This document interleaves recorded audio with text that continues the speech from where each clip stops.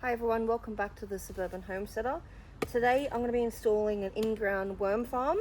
So I've already been experimenting with one that I purchased from Aldi. It's just a plastic one, but I was hoping to upgrade, maybe look at different materials and add a few more to the garden. So the reason why I use these instead of like out of the ground worm farm that you have on a stand. I've previously had a worm farm a couple of years ago. I got it through the Compost Revolution, who they have subsidies through certain councils. So I managed to pick up one about half price, I think it was. And I was pretty new to worm farming. I set it up and it looked like it was going well, but we just weren't getting any worm tea. So that's the liquid that comes through after, with as they're feeding and excrementing the feed that they have, and water coming through that to keep them moist. The water comes out at the end, and that's worm tea. You can use it on your garden for soil health. But here where we are in Western Sydney, it gets super hot, 45-ish degrees during summer, and I reckon they'll just cook. I don't really want a worm farm inside, having little ones around, getting into them. So I thought, well, in the meantime, we'll put some in-ground worm farms in. That way it goes directly in the ground, less work for me. You literally install it into the ground. You can get big ones and small ones. I picked up this one from Bunnings. It's just a backyard farmer one. This is about 1.1 litre, but they also do 6.5 litres. But there's other different worm farms, in-ground worm farms that you can do as well. The reason why I'm doing this one, I don't have to have it inside. I don't have to worry about looking after it too much during the summer months. I literally install it, set it up with some bedding, some composting worms, and then you just give a small little handful of feed as you go, maybe once a week or something like that, just depending on how they progress. And the reason why I like these ones is because you can literally move it around. So you can either have them permanently in the one spot, and the idea is the worms will come and go out of these holes. They'll go out through the garden, they'll help aerate it, they'll help provide nutrients to the soil, and then when you feed them, they'll come back in, and then you'll get your worm tea and your castings as they fall out of the holes. And you can literally pick it up and move it wherever you want, or you can just keep it there. So what I'm going to be doing is I'm going to have two permanently in my much higher raised espalier beds, just because they're not directly on soil. I just want to make sure that they do have that nutrients coming through with the worms. But I've also got two other ones that I'm going to be moving around. So at the moment I'm going to be putting them in beds that I think could have a little bit more soil health, a bit more nutrients that might not be working as well. So I'm going to be installing this one in this section here, which has my snow peas and some lettuce, where I'm overwintering some capsicums, and I've got some spinach and some things like that in the bed. So I'm going to show you as I go through it.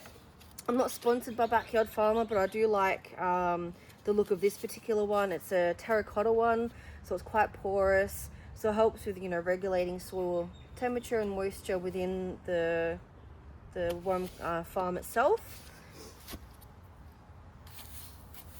Now I picked the size that would suit my bed, so obviously this is only 20 centimeters high. I will need to dig this in a little bit. Obviously you want to have it so it's buried just past the holes.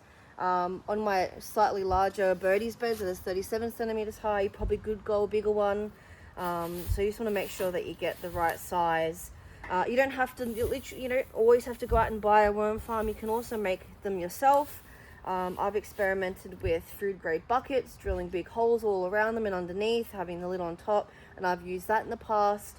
I've also wanted to experiment with PVC pipe as well. They'll probably work well with some of your taller beds too, but you could literally get whatever diameter you want. You obviously won't have a bottom to it, and you'll just drill holes all around it and have a cap for the top, and you can use that as well. I think that one I'll probably want to keep in the bed, just depending on how tall it is. And how easy it is to dig the hole every time you want to remove it. So I'm just pushing away some of the mulch here. Oh,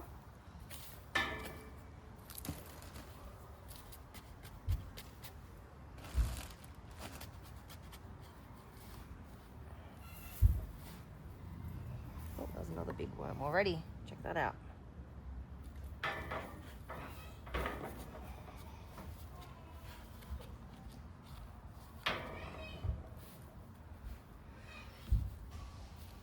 So there's plenty of information online about how to build your own or how to set one up. So with the backyard farmer ones, they do have a little QR code on the back on how to set it up. Just going to measure it a bit more deeper.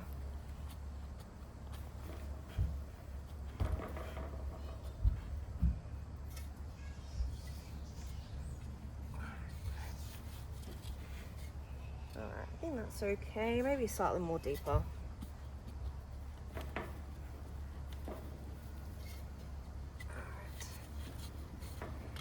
Just backfill.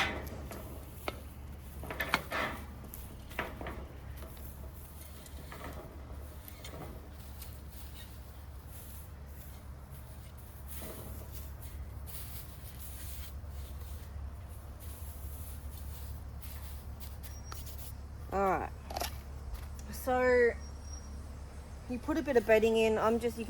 Using a bit of newspaper, shredded newspaper that I've been collecting. Now I did go out and buy some worms. It does recommend to buy some, but you could also just start with whatever's already in your soil. Exhibit A.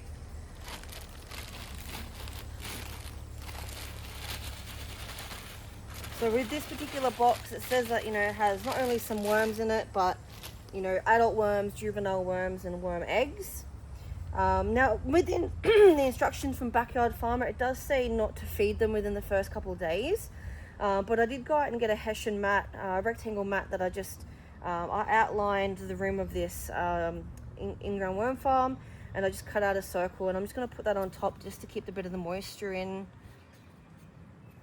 And then just pop the lid on top, and there you have it. So over the next few days I'll just leave it as it is, and then I'll add just a small little handful of organic feed, so just some of the food scraps from the kitchen, and then I'll just keep monitoring it, and as the worm population or the colony grows, you might need to adjust how much you feed them. But this is a great little way to improve soil health, and to obviously use up your food scraps. So rather than going into landfill, you can compost them. I compost them, feed them to the chickens, put them in my worm farm, and that way nothing goes to waste. So there we have it. Thank you very much for watching. If you like this video, please like and subscribe to our channel, the Suburban Homesteader AUS. I also have an Instagram account, the Suburban Homesteader AUS. That's where I post a bit more daily updates and progress, so please feel free to follow along there as well. Otherwise, if you like this video, like and subscribe, leave a comment below. Let me know if you've got a bit of a worm farm happening, and happy days.